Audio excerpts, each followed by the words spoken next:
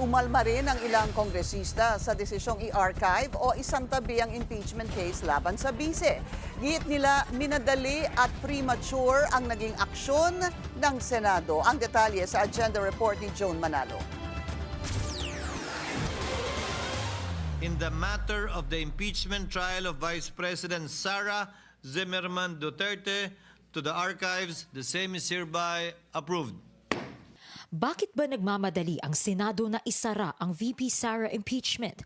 Yan ang tanong ni House Deputy Minority Leader at ML Party List Representative Laila De Lima. Kaugnay ng desisyon ng Senado na i-archive ang articles of impeachment matapos itong ibasura ng Korte Suprema.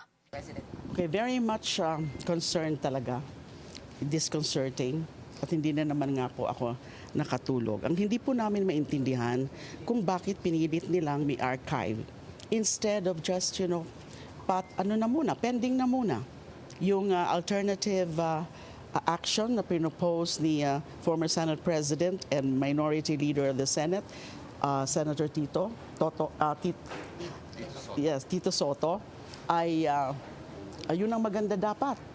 I-table na muna pending the resolution of the MRs filed with the Supreme Court. Paliwanag din ni De Lima, hindi porket immediately executory ang SC ruling ay pinal na ito. Kasi nga, meron pang motion for reconsideration.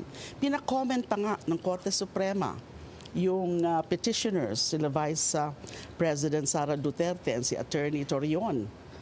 Kung talagang final na yan, hindi na sana pinansin yung mga MR. At ang isa pa raw sa mga ginawang questionable ng Senado, Bakit they tackled that matter not as an impeachment court, but as Senate in plenary? pero sang-ayon si De Lima sa naging pahayag ni retired Senior Associate Justice Antonio Carpio na at least in-archive lang ang impeachment.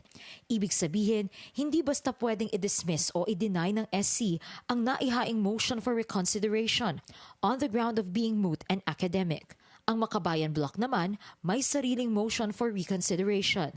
Kinukundi na rin ito ang dali-dali at premature na desisyon ng Senado. Kung taxpayer ka, you should be concerned about this impeachment complaint.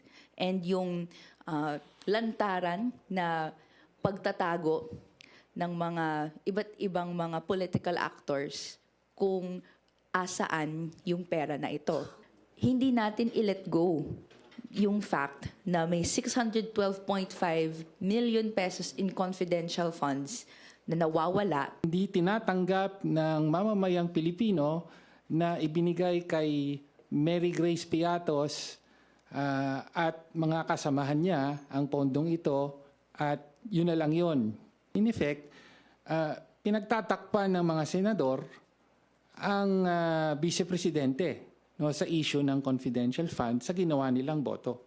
Isa sa mga naging grounds ng impeachment ng bise ay ang paglustay niya umano sa confidential funds ng kanyang mga opisina. Naninindigan ng maraming kongresista na hindi politically motivated ang impeachment ni VP Sara tulad ng sinasabi ng iilang mga senador. Sa halip, ito raw ay isang lehitimong paraan to hold public officials accountable, lalo na kung mapapatunayang may paglabag naman talaga sa batas. Para sa agenda, Joan Manalo, Billionaire News Channel.